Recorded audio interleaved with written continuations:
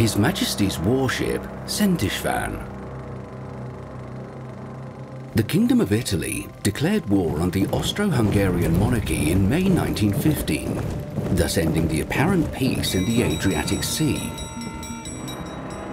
The fleet of the monarchy went into action immediately and commenced a series of successful raids on the Italian coastline's infrastructure, thus hindering the Italian troop mobilization for weeks. After that, due to the balance of power between the two fleets, none of the opposing sides wanted to force engagements to avoid the risk of losing larger ships. Therefore, in the following year, combat missions were only executed by smaller naval units. The expensive battleships remained in the protected docks. For the Allied French and British military command, it was enough to blockade the Adriatic Sea and secure the naval routes of the Mediterranean. After the land, static warfare developed on the sea as well. In February 1918, Miklos Horthy was appointed as commander of the navy, but the strategy remained the same: prevent the Entente fleets from attacking the Dalmatian coastline directly or commencing a beach landing.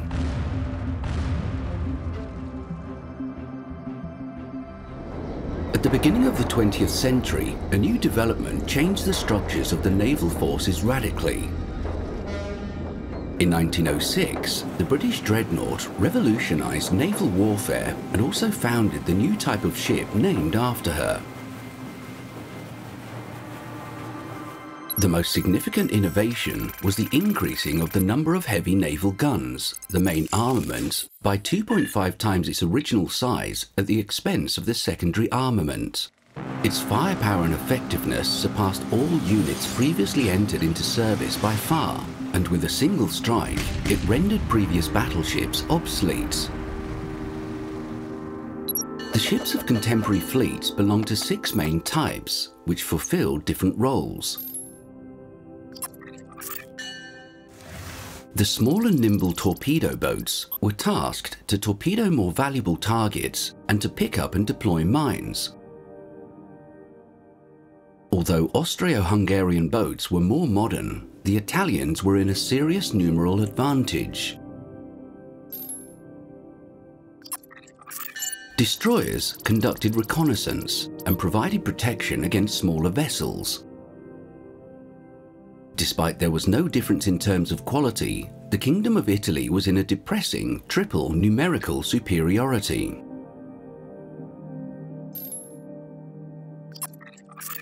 Cruisers used their speed and strong armament to attack the enemy on their flank and rear.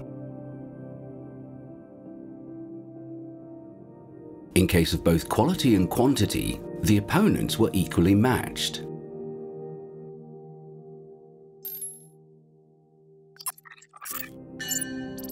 Armoured cruisers supported battleships, but their speed made quick relocation possible.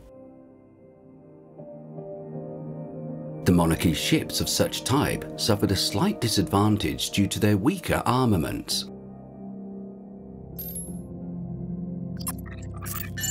The heavily armoured battleships supported the main direction of the attack with their mixed armament. The ships of the Kingdom of Italy were somewhat faster, but were more lightly armoured compared to their Austro-Hungarian counterparts.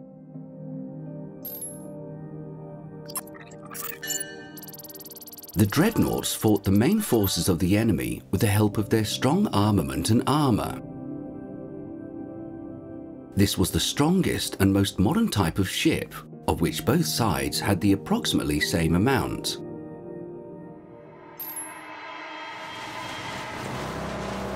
The further development of the arms race made it clear for the monarchy that it needs to build dreadnoughts in the future. The last unit of the 4-ship Tegethoff class was christened after our state-founding monarch, Szent István. The Hungarian relations were not only strong in terms of the name. While the first 3 ships were built in the Stabilimento Tecnico Triestino factory in Trieste, the production and assembly of the Szent István was almost entirely in Hungarian hands, though many of the monarchy's factories contributed. The hull and the boilers were made in the works of the Gons factory in Fiume, the machines, turbines and electronics in Budapest. The armour was made in Vitkovice, meanwhile the cannon in the Skoda factory in Pilsen. The ship entered service as the most modern unit of the monarchy on 17 November 1915.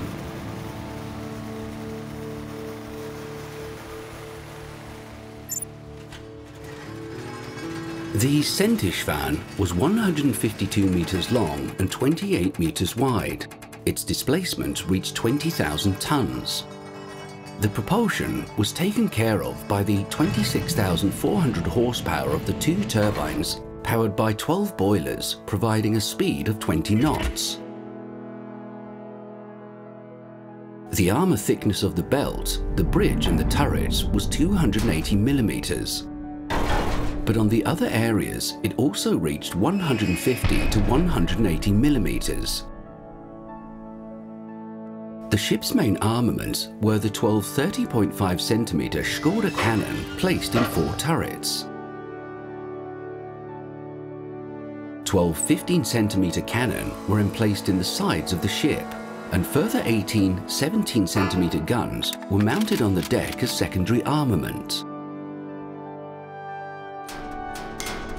The ship had such firepower that the Italian Navy did not dare face it in an open engagement. In summer of 1918, both the Entente and the Central Powers prepared for a final battle. The monarchy prepared to repeat the miracle at Caporetto on the land and the crushing of the blockade at Otranto on the sea. In a predictable way, the Entente rebuilt and reinforced the blockade made of mines, steel nets and warships from time to time, which was destroyed by the Austro-Hungarian fleet during the previous year. The balances of forces were unfavourable even in 1915, but it became even worse with the arrival of further Entente forces in 1918. The monarchy therefore tried to create a new situation with a daring action. The plan of the Navy was probably that the fleet, divided into 8 battle groups, would trap and destroy the Italian and French ships coming out from Brindisi in defence of the blockade, and eventually have the eastern coast of Italy under control. There was no threat of the more modern Italian battleships to join the fight, since they were stationed outside the Adriatic in the port of Taranto. On the 9th of June 1918 at 10:25, the Szent István and the Tegetov sailed out of the port of Pola with their escorts and turned southeast. At the same time, an Italian minesweeper detachment of small motorboats set out in the direction of the Dalmatian Selva Canal.